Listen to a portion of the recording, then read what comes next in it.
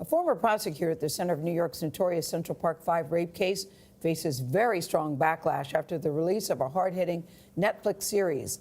Linda Fairstein stepped down from the boards of a college and a nonprofit charity. She was the top Manhattan sex crimes prosecutor when 5 teenagers were wrongfully convicted following the 1989 attack on a female jogger. CBS This Morning Saturday co-host Michelle Miller has covered the Central Park 5 for years and joins us with this latest turn of events. Michelle, good morning to you. Good morning. Many are hearing about this case for the first time because of the series When They See Us. Linda Fairstein is played by Felicity Huffman, a role filmed before Huffman admitted to participating in the college admissions scandal. She's seen as a single-minded prosecutor convinced of the young men's guilt. They brutally raped a woman and discarded her like a piece of garbage. When They See Us revisits Manhattan's Central Park 5, a case which drew national headlines in 1989.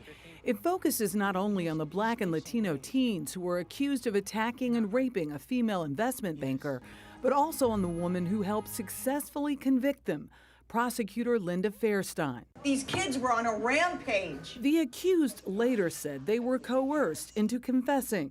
And these young men were the proxies for all kinds of other agendas.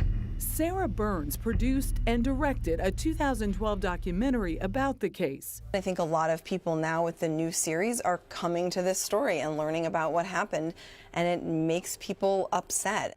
I didn't see a lady or hit anyone. Raymond saw you hit her! Who's Raymond? The city of New York reached a $41 million settlement with the 5 in 2014, years after another man confessed, linked to the crime by DNA evidence. Since the Netflix series debut last Friday, the backlash against Fairstein, now an author, has exploded. The hashtag Cancel Linda Fairstein trended on Twitter, and more than 75,000 people signed an online petition calling for a boycott of her children's books and mystery novels. Raymond Santana left jail a free man. We interviewed Raymond Santana, one of the Central Park 5, after his exoneration. What do you say to the people out there who just don't believe you're innocent? You know, these people have their mind fixated on us being guilty. We have tried everything we possibly could to prove our innocence, and our innocence has been proven. Santana now tells TMZ that Fairstein deserves the scrutiny she is now getting. And even though it's 30 years later, she has to pay for her crime.